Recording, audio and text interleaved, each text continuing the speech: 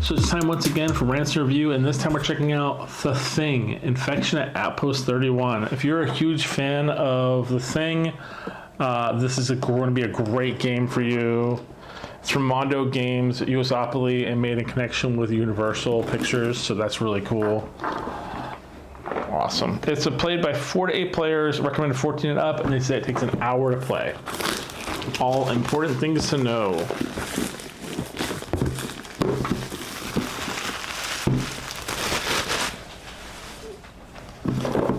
Okay. Love the box art, like that's just beautiful.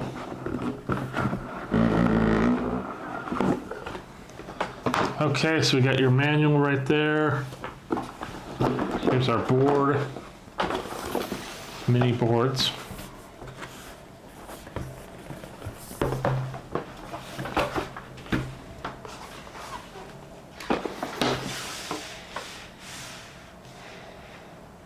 So yeah, so you got your actual board, you got places to place things specifically on the board. Ooh.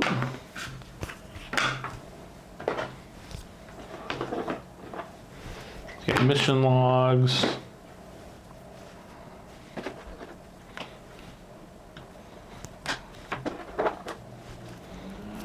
Supply cards. Character cards.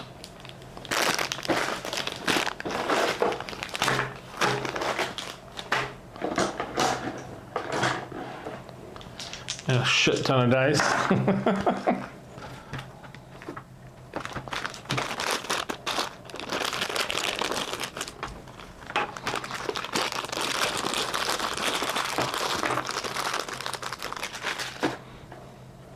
God, the creatures.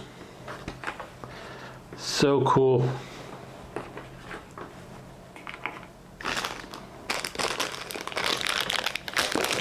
So it looks like you've got 3 colored teams,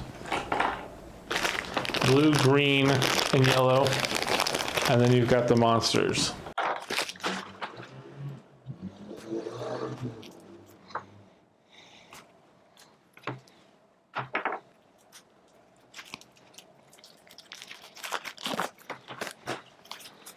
Got blood sample cards that either have infection cards and human cards.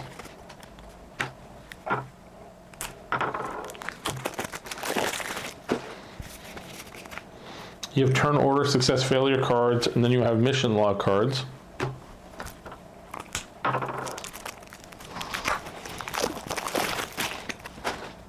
You have supply cards, which can be axes, Molotov cocktails, petri dishes, extinguishers, sabotage cards.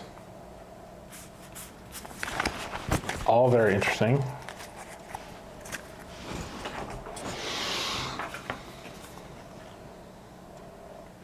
You have an escape card, and then you have a level card. And these are designed by how many players you have. So if you have a crew of 4 to 5, you use this side. If you have a crew of 6 to 8, you use this side. Because it is 4 to 8 players, so they kind of expect that you're going to be playing a larger game regardless.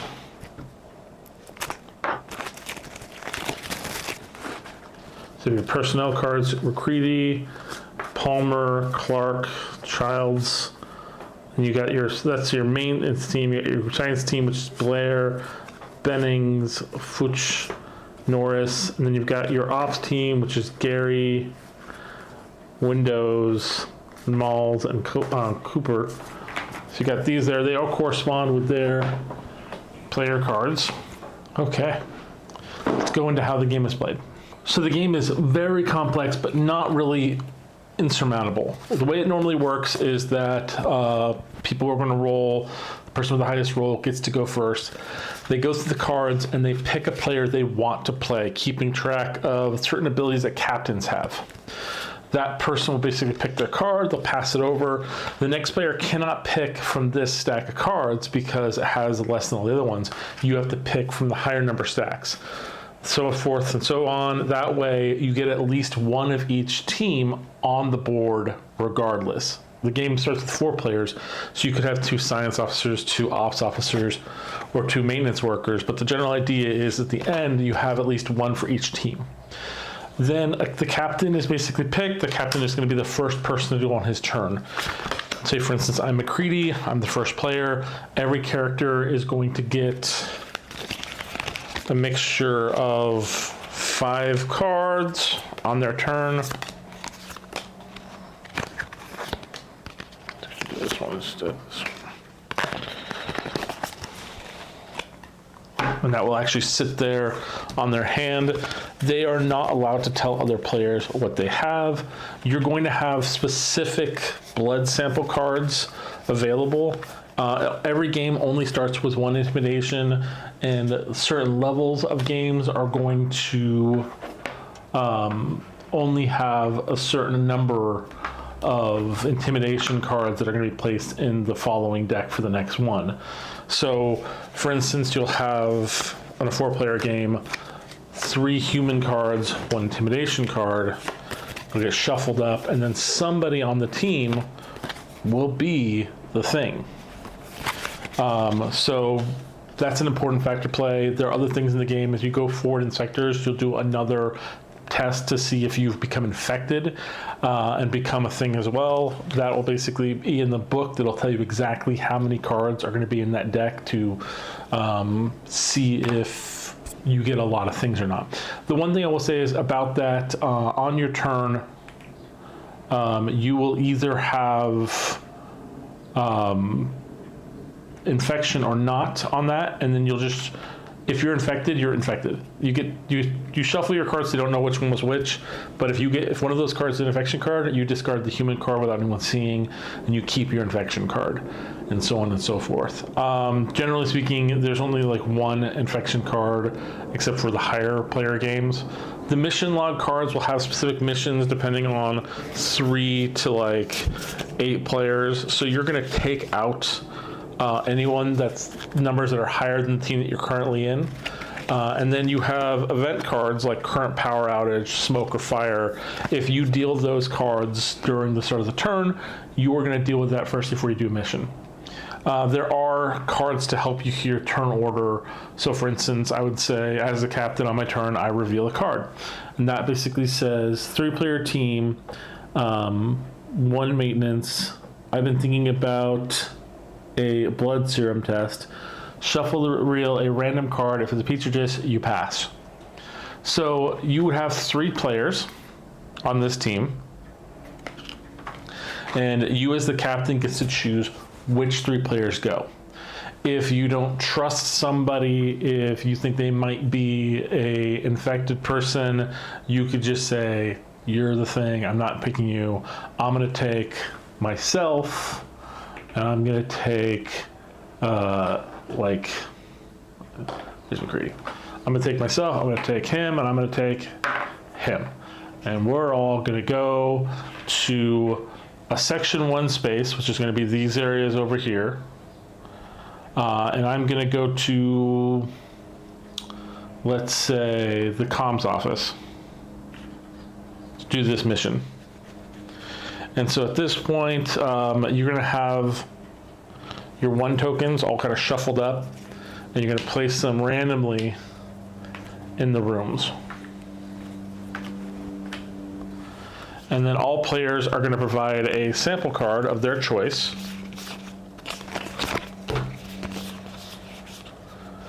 And so we have like 3 cards.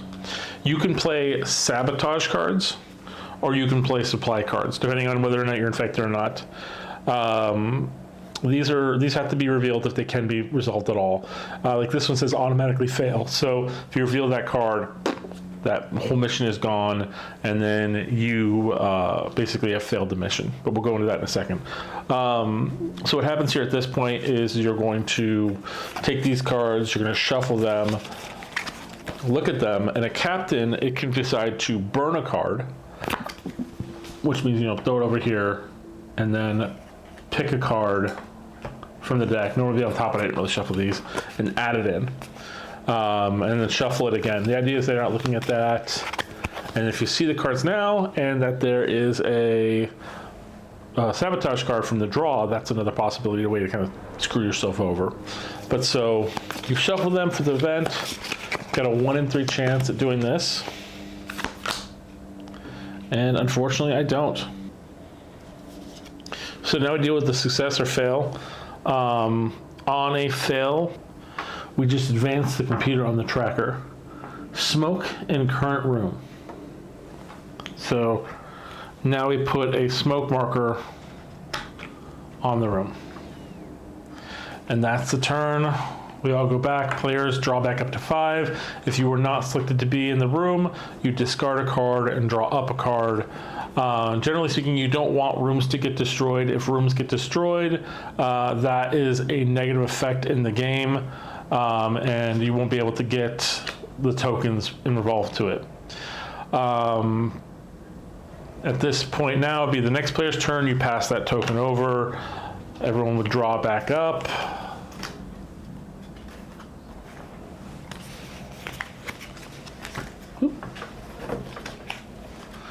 The next captain would reveal the next mission log, which is power out in the current sector. Place power out in the highest sector unlocked. So you would take a power out and you'd put it in that room.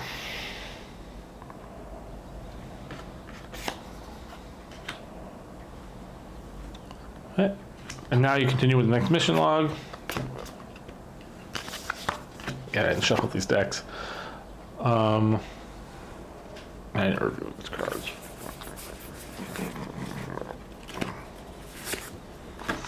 Okay, so this one here is a player team requiring 1 ops. When you see when a man bleeds, it's just tissue. Shuffle to reveal a random card. If it's copper wire, you pass. So generally speaking, you want to reveal the items in the room and you get things like rope. So this is a rope card. Once you do that, you've revealed it, and now you can activate to go to section 2.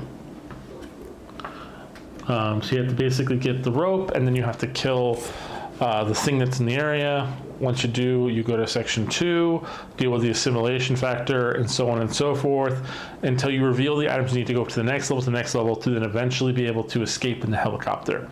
What I will say about this is that things like werewolf are very similar to this effect, but this is a lot more than just werewolf. Once you get to the final conclusion, if you're able to escape, a team captain has to be decided, and that team captain has to decide who gets to escape.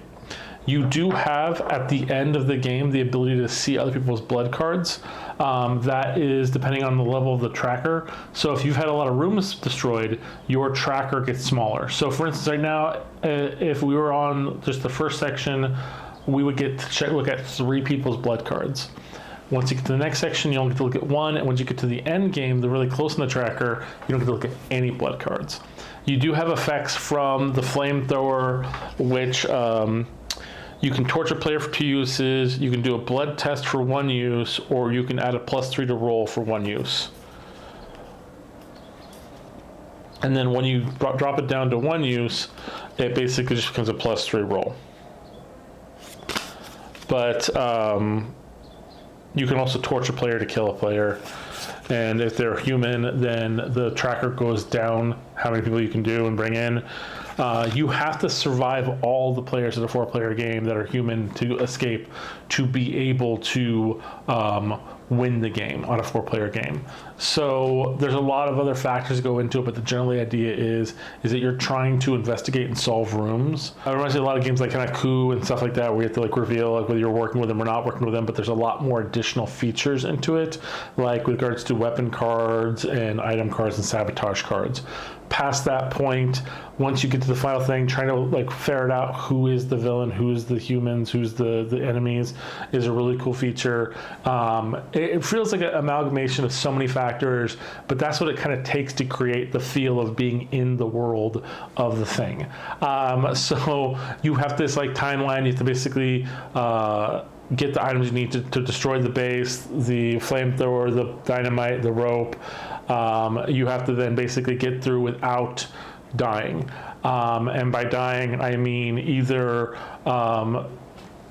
failing at your checks and enough times, destroying 4 rooms, or basically losing too many people. So it's a lot of fun, and there's a lot of really cool ways to kind of play the game, and it just gets better and better. So hopefully you guys pick this one up yourself, because there's just so much to this game. But again, it doesn't seem in the moment like it's too much. It just seems when you look at it as a whole, as long as you basically start working through it and going through it, using these cards are really helpful to help you kind of do it. It's very easy once you start going. Well, hopefully you guys found this helpful, and hopefully you guys pick it up for yourself, because this looks like a really fun game, and I can't wait to play it more and more and more. We'll see you guys next time.